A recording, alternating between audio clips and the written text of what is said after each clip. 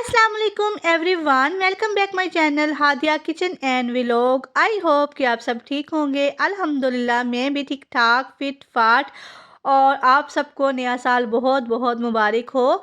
तो आज पहला दिन है 2023 का। तो मैंने कहा आज आप लोगों के साथ बहुत ही मज़ेदार सी ताकतवर जो है वो रेसिपीज़ शेयर करती हूँ, जो कि सर्दियों की सौगात है और इस मौसम में ये बहुत ही मज़ेदार लगती हैं। और अगर आप चाहते हैं कि आप लोग भी सर्दी का लुत्फ़ उठाएँ और ये मज़ेदार सी दानेदार सी जो है वो पंजीरी बोल लें इसको, या दाल बोल लें इसको, या पांडा बोल लें, जो भी आप अपनी ज़ुबान में बोलते हैं इसको बोलें, बहुत मज़ेदार बनती है। और मेरी अम्मी ये रेसिपी बनाती थी और हम लोग बड़े शौक़ से खाते थे।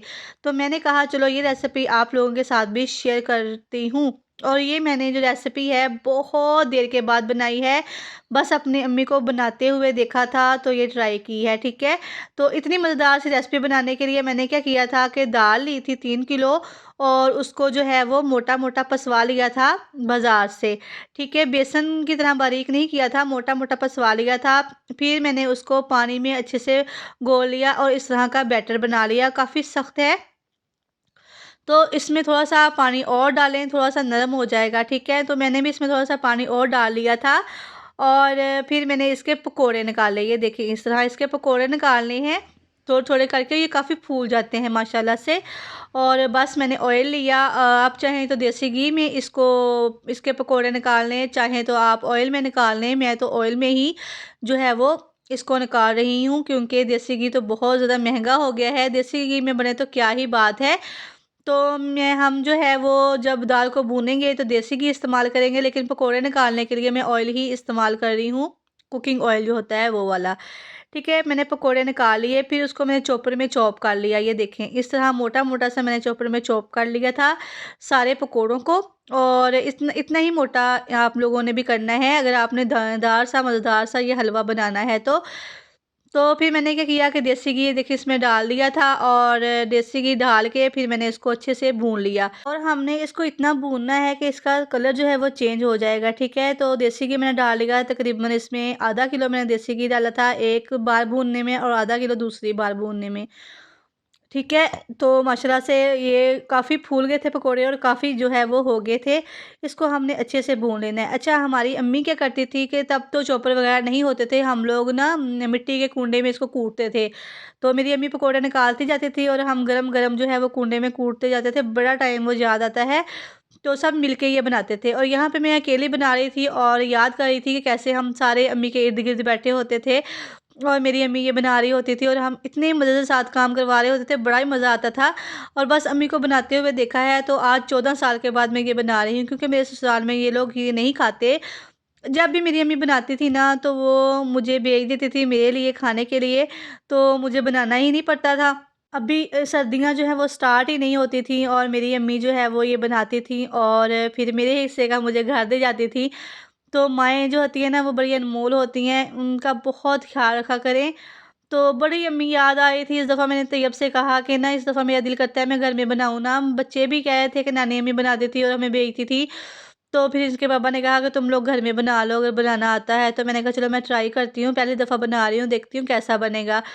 तो यहाँ पे ये देखें सारे जो पकोड़े हैं ना मैंने इनको भून लिया था। तो बस इसका कलर चेंज हो जाएगा और जब इसको आप दबा के देखेंगे ना पकोड़ों के किसी पीस को लेके तो इसमें से ऑयल निकलेगा, तो समझ जाइएगा कि ये भून चुके हैं। बाज़ लोग नहीं भी भूनते, जो थोड़ा बहुत बनाते हैं ना वो नहीं भूनते, ऐसे ही इनको शीरे में डालते हैं और बना लेते हैं। लेकिन मैंने इसको माशाल्लाह भूना था, क्योंकि हमने तकरीबन 1-2 हफ़्ते हमारे गुज़र ही जाने थे इससे।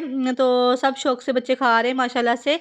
तो यहाँ पे ये देखें मैंने चीनी का जो है वो शीरा बना लिया है, और ये देखें चीनी मिक्स हो चुकी है। मैंने इसमें जो है वो 1.5 गिलास पानी का डाला था और तकरीबन 2.5 किलो जो है इसमें मैंने चीनी डाली थी।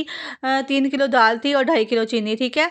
तो ये देखें अब इसकी जो है ना एक तार जो है बन गई है। एक तार मैंने इसकी छोड़ी थी, क्योंकि मैंने इसको ज़्यादा देर के लिए रखना था। ये बाहर भी पड़ा रहे तो ख़राब नहीं होता अगर आप इसकी एक तार बना लें तो। और ये मेरे पास ड्राई फ्रूट हैं, बादाम थे मेरे पास आधा किलो, अखरोट थे आधा किलो, और इसके साथ जो मैंने फूल मखाने जो होते हैं उनको फ्राई करके वो भी इसके साथ ही पीस लिया था।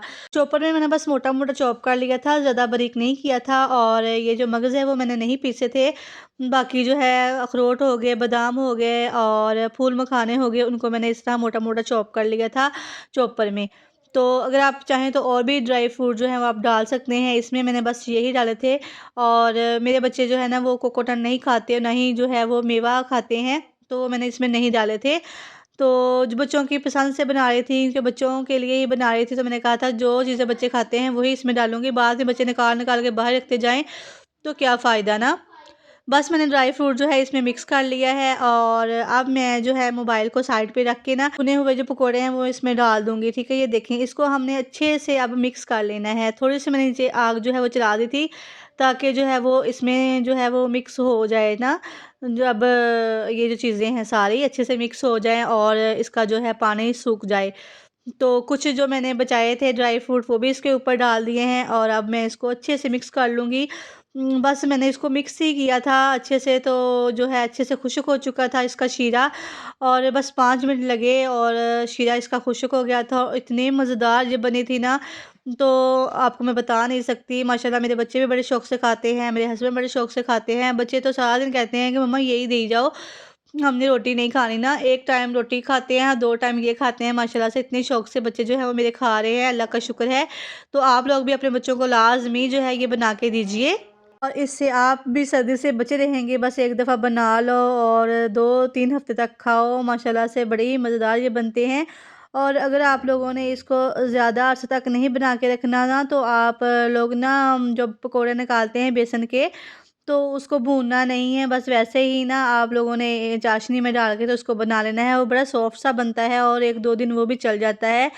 लेकिन माशाल्लाह से मैंने ज़्यादा बनाया था, और तकरीबन मेरे तो 2-3 हफ़्ते से चल जाएँगे। बहुत मज़े का बना था, तो इसलिए मैंने तो जो है वो इसको भूना था, और बहुत मज़े का बना था। आप लोग देख सकते हैं कितना दानेदार सा है और कितना मज़ेदार सा लग रहा है। और जब भी मैं इसको खाने लगती हूँ, जब बच्चों को देने लगती हूँ, तो अम्मी की फ़ौरन से याद आ जाती है कि कैसे जो है ना माँ अपने बच्चों के लिए कितने प्यार से ये बनाती थी। और मेरी अम्मी भी ऐसे ही हमारे लिए इतने प्यार से बनाती थी। और माएँ बड़ी अनमोल होती हैं, और अल्लाह ताला हम जिनकी माएँ इस दुनिया से चली गई हैं उनको जन्नतुल फ़िरदौस में आला मकाम अता फ़रमाए। और जिनकी माएँ हयात हैं उनसे कह रही हूँ कि अपनी माँओं की बहुत इज़्ज़त करें, बहुत कदर करें। जब ये चली जाती है ना तो फिर सुकून नहीं मिलता। तो बस ये जो है गाजरों की रेसिपी भी, ये भी मैं अपनी अम्मी ही की रेसिपी आप लोगों के साथ शेयर करती हूँ, क्योंकि मेरी अम्मी जो है वो हमारे सामने बनाती थी। बल्कि हम लोग अपनी अम्मी के साथ हेल्प करते थे बनाने में, गाजरें कद्दूकस करते थे। आजकल तो बड़ी आसानी हो गई है। बस चॉपर में फ़ंक्शन ऐसा आ गया है कि बस उसमें जो है वो कद्दूकस जो है प्लेट बनी होती है, वो उसमें लगा दो और खुद ब खुद ही कद्दूकस हो जाता है। तो मेरे पास भी है, तो मैंने उसमें ही कद्दूकस कर ली थी। 6 किलो मैंने दूध लिया था और 6 किलो ही मैंने गाजरें ली थी। और गाजरों को पहले धो लिया था अच्छे से, वॉश करने के बाद फिर उनको जो है वो छीला, छीलने के बाद फिर धोया, धोने के बाद फिर उनको जो है वो चॉपर में डाल के तो इस तरह जो है वो ग्रेट कर लिया, इनको कद्दूकस कर लिया। तो इसके बाद जो है दूध में पकने के लिए रख दिया था। और चूल्हा मैंने शेल्फ़ से उतार के नीचे ज़मीन पे रख लिया था, ताकि ना मुझे इसको हिलाने में आसानी हो जाए, क्योंकि शेल्फ़ के ऊपर तो हाथ थक गए थे, ऊपर-ऊपर को हाथ करके ना बाजू थकना शुरू हो गए थे। फिर मैंने नीचे चूल्हा रखा तो फिर काफ़ी आसानी हो गई ना। तो ये देखिए कितनी भाफ़ माशाल्लाह से बन रही है, और ये मैं रात को बना रही थी तकरीबन 9-10 बजे जब गैस आती है ना तब मैंने बनाया था। रात को तकरीबन 6 बजे गैस आ जाती है और रात को 10 बजे तक रहती है, 9-10 बजे तक रहती है, तो फिर ये ना आसानी से बन गया था। तो ये देखिए अब जो है मैंने इसमें चीनी डाल दी है। चीनी आप लोगों ने अपने टेस्ट के अकॉर्डिंग डालनी है। कुछ लोग कम चीनी इस्तेमाल करते हैं, कुछ लोग ज़्यादा इस्तेमाल करते हैं। तो मैंने तो इन इन गाजरों में ना तकरीबन 1.5 किलो चीनी जो है वो डाली थी। और हम लोग ना ज़्यादा चीनी खाते हैं ना कम खाते हैं, बस नॉर्मल सी होती है। तो बस मैंने इसमें जो है 1.5 किलो चीनी डाल दी थी 6 किलो गाजरों में। और आपको पता ही है गाजरें पक पक के बहुत कम हो जाती हैं, और माशाल्लाह से बस इसका पानी हम लोगों ने खुश्क कर लेना है, फिर इसमें चीनी डाल देनी है, फिर चीनी ने भी पानी छोड़ना है। और जब आप लोगों ने इसमें चीनी डालनी है ना तो फिर इसको हिलाते जाना है, इसको छोड़ना नहीं है। अगर आप छोड़ देंगे ना तो नीचे लग जाएगा, तो फिर बड़ा मसला हो जाएगा। थोड़ा-सा भी गाजर नीचे लग जाए ना, तो फिर इनका टेस्ट जो है वो चेंज हो जाता है, और यहाँ से हिलना भी नहीं है और बस इसको हिलाते जाना है। बाजुओं को जो है मज़बूत कर लेना है, ताकि जो है आपके कंधे थके ना।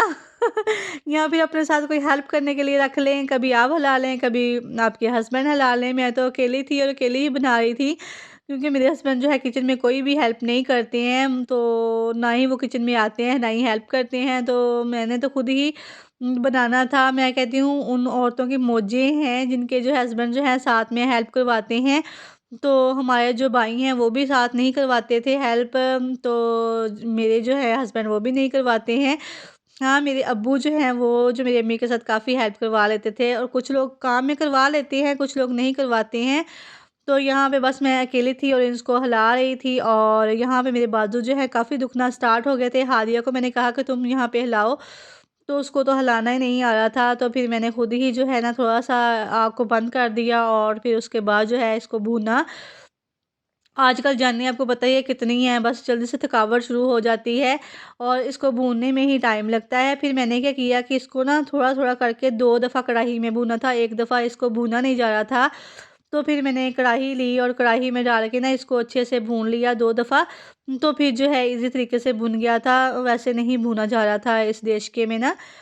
तो बस मैंने इसका जो है अच्छे से जो है पानी खुश्क कर लिया था, और फिर जब मैंने इसमें जो है वो घी डाला था ना, देसी घी डाल लें, ऑयल डाल लें, आपकी मर्ज़ी है। अगर आप इसको ज़्यादा भारी नहीं करना चाहते तो आप इसमें जो है वो ऑयल भी डाल सकते हैं। तो मैंने तो इसमें जो है वो ऑयल ही डाला था, देसी घी नहीं डाला था। तो बस इसको अच्छे से मैंने भून लेना है। और ये पे मेरे पास खोया है, खोया जो है वो ये देखें ये है, इसको मैं अब जो है इसको भून चुका था ये सारा, तो मैं इसमें डाल दूँगी और इसको अच्छे से मिक्स कर लूँगी। और जब आप लोगों ने इसमें खोया डालना है ना, तो आप लोगों ने क्या करना है, इसको आग से उतार लेना है, थोड़ा-सा ठंडा कर लेना है, ठीक है? यहाँ पे थोड़ा-सा ठंडा हो चुका था, आग से मैंने उतार के शेल्फ़ पे रख लिया था। तो फिर मैंने जो है इसमें जो है ये डाल लिया खोया, और इसमें मैंने कोई भी ड्राई फ्रूट नहीं इस्तेमाल किए थे। आप चाहें तो आप इसमें ड्राई फ्रूट भी इस्तेमाल कर सकते हैं। और ये हमारा मज़ेदार सा गाजर का हलवा रेडी है। उम्मीद है कि आपको दोनों रेसिपीज़ पसंद आई होगी। तो इसके साथ ही आप लोगों से इजाज़त चाहूँगी। अल्लाह हाफ़िज़।